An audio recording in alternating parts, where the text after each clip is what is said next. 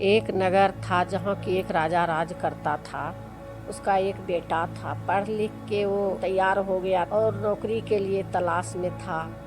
दिन रात वो अपना किताब लेके बरामदे पर बैठा रहता था। एक बार ज्येष्ठ महीना का गर्मी रौदा धूप था। सोचा भाई इतना प्रयास करने के बाद मेरा जॉब नहीं लग रहा है, कुछ धर्म का कार्य किया जाए।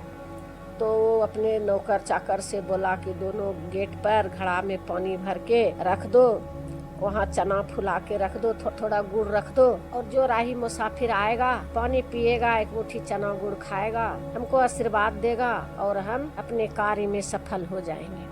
क्योंकि हम अकेला हैं, मेरा माँ बाप बूढ़ा हो रहा है, तो इनके बाद तो हम ही को कार्यभार संभालना है, तो इसके लिए हमको तैयारी करना चाहिए। तो लड़का बरामदा पर बैठकर अपना किताब लेके पढ़ते रहता था। दोनों गेट पर घड़ा में पानी और चना रखा रहता था। जो राही मुसाफिर आवे एक मुट्ठी बोले चना खा लीजिए, गुड़ खा लीजिए और पानी पी लीजिए। रोज रोज सब राही मुसाफिर वैसा ही करे। एक दिन का बात है, ज्येष्ठ महीना का दिन था। यम लोक से यमराज का दूत गुप्तचर दोनों मिलके आता था उसी रास्ते से और पानी पी लेता था। 2-3 दिन से ऐसे कर रहा था, पानी पी रहा था। एक दिन राजा के लड़का का ध्यान टूटा कि भाई सभी आदमी तो रास्ता में आता जाता है, राही मुसाफिर, सब पता है कि कौन कहाँ का है, कौन है, सबको पहचानते। 3 दिन से ये कौन व्यक्ति है, ये चंदन टिक्का लगाए, टीक बांधे और रहते हैं, कहाँ से आता है, कहाँ जाता है, कुछ पता नहीं चलता है। तो पूछा कि भाई आप दोनों कौन हैं? सभी को तो जानते हैं कि फलना गांव से ये है, चिल्ला गांव से ये है, फलना आदमी वो है, लेकिन आप दोनों कौन है? आप तो इस लोक का आदमी नहीं लगते हैं। तो वो यम का दूत घबराया और बोला कि देखिए हम यम का दूत हैं, हम जो मनुष्य का उम्र पूरा हो जाता है उसको लेने आते हैं, तो हमें भी थकावट होता है, हमें भी धूप लगता है, हम तो इस लोक का हूँ नहीं, लेकिन ये बात किसी से कहिएगा नहीं, आपको तो बता दिए, आपका जल पिए, चना खाए, गुड़ खाए, आपको बता दिए, लेकिन किसी से आप नहीं बोलिएगा।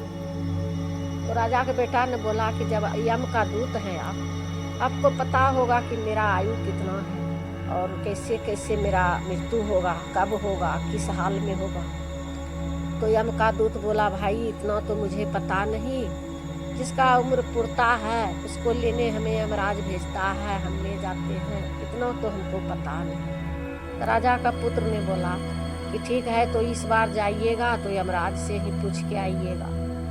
राजा का पुत्र अभिनव है, एक ही पुत्र है, उसका कितना दिन आयु है और किस विधि से है। बोला भाई हम तो आपका कर्जदार हैं, पानी पिए, गुड़ खाए, चना खाए, अब तो हमको पूछना ही पड़ेगा। ठीक है।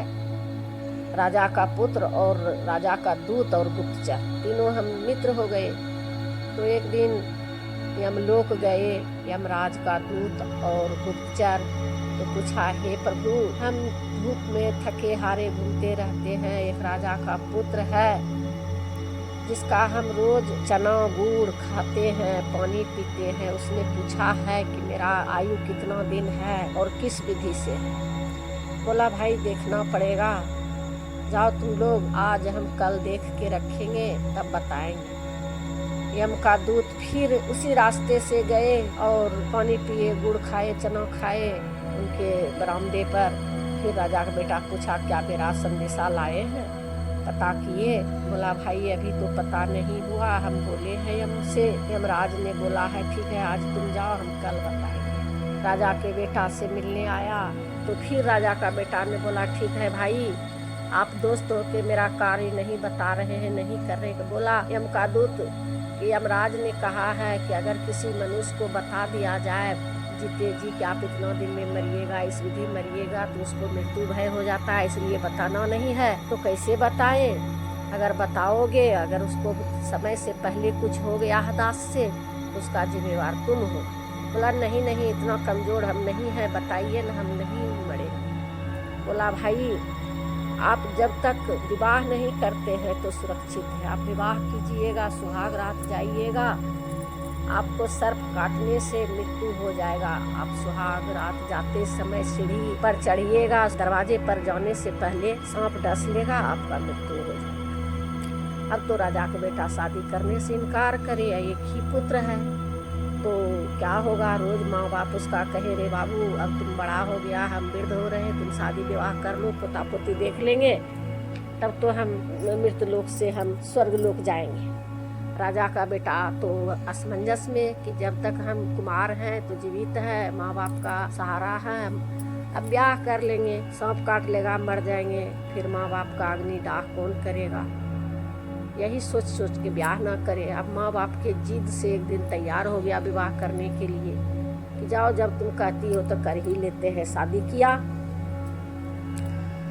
किया तो जाने लगा सुहाग रात में अपना पत्नी से मिलने।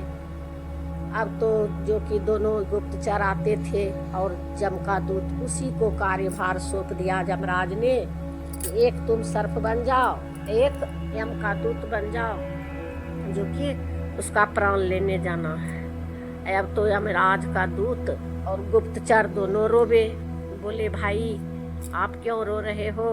यम का दूत पूछे या गुप्तचर से, गुप्तचर पूछे यम के दूत से, बोला भाई हम जिसका चना खाए, गुड़ खाए, पानी पिए, उसी का प्राण लेने वाले हैं। यमराज ने कि तुम ही जाके सर्प बन के उसका सीढ़ी पर बैठ जाना, तो तुम क्यों रोते हो। यम का दूत बोले कि हमको बोले हैं भगवान कि तुम यमराज का दूत बन करके प्राण खींच कर उसका लाना है। अब हम उसका कर्जदार हैं, कैसे हम अपने दोस्त का प्राण कैसे ले सकते हैं। अब दोनों में दोनों रोवे। फिर बोला जब कार्य सौंपा गया है तो करना तो पड़ेगा। तो बोला भाई अब क्या होगा। तो गया, कोई सर्प बन के सीढ़ी पर बैठ गया, यमराज का दूत बन करके दरवाजे पर बैठ गया। राजा का लड़का जाने वाला था पत्नी से मिलने। यमराज के दूत और गुप्तचर में बात करते उसका पत्नी ने खिड़की से सुन लिया। दुमहले पर रहती थी, आई पत्नी दुमहला पर रहने लगी और राजा का लड़का नीचे था। गेस्ट लोग का स्वागत करने के बाद सबको खिला पिला के निश्चित किया और पत्नी के पास जा रहा था। यम का दूत उसका बात और गुप्तचर का बात सुन ली। उसका पत्नी पतिव्रता थी, शिव भक्त थी। तो बोला ए भाई हम इतना सज धज के तैयार हैं, भोजन भी ये 56 प्रकार का लगा हुआ है, अब इसको हम क्या करें, किस लिए रखें। असमंजस में पड़ी हुई थी। इतने में एक गरीब भिखारी का बेटी और एक पिता रहते थे आसपास में, जो कि बेटी उसका गर्भवती थी। जमाई राजा उसका परदेश कमाने गया था, बेटी को बच्चा हुआ और भूख से तड़पने लगी। कहने लगी भिखारी का बेटी, हे पिताजी हम बच्चे को जन्म दिए और हमको बहुत जोर से भूख लगा है, कुछ खाना दे दीजिए। पिता ने बोला बेटी घर में तो खाने का कुछ भी अनाज नहीं है, हम तुमको खाना कहाँ से दें। बोला पिताजी कहीं से मांग के ले आइए, नहीं तो हम मर जाएंगे। अब चारों तरफ आवाज लगाने लगा। रात हो गया था, 1 बज गया था, कौन खाना दे भाई। 1 बजे रात को तो कोई जगह नहीं होगा। कार्यवाही करने के चलते वो राजा का लड़का देर कर दिया और पत्नी उसका इंतजार में थी, चिंता में वो भी नहीं सो रही थी। और भिखारी का आवाज वो नई नवेली दुल्हन ने सुन ली कि भूख से तड़प रही है मेरी बेटी, कोई है जागल जो कि दे दे भोजन, एक मुट्ठी मुझे, बेटी का प्राण बचाने वास्ते पूरा चिल्ला रहा था। और दुल्हन सुन ली, सोची कि भाई मेरा पति तो सीढ़ी पर चढ़ते ही सर्प डस लेगा, मर जाएगा, अब किसके लिए इस भोजन को हम जुगा के रखें। चलते हैं पीछे के दरवाजा से सजी धजी दुल्हन सारा भोजन उठाई और उस भिखारी दे दी। भिखारी ने भोजन पाकर बड़ा प्रसन्न हुआ। दुल्हन आपस आके उसी महल में बैठ गई चिंता में, और वो भोजन लेकर अपने बेटी को ले गया खिलाने। बेटी ने देखी भोजन, प्रसन्न चित्त से परमात्मा को पुकारी, हे परमात्मा आप धन्य है कि मेरा प्राण बचा लिए। किस धर्मात्मा ने इतना रात को आपको इतना बढ़िया भोजन, इतना अच्छा भोजन दिया।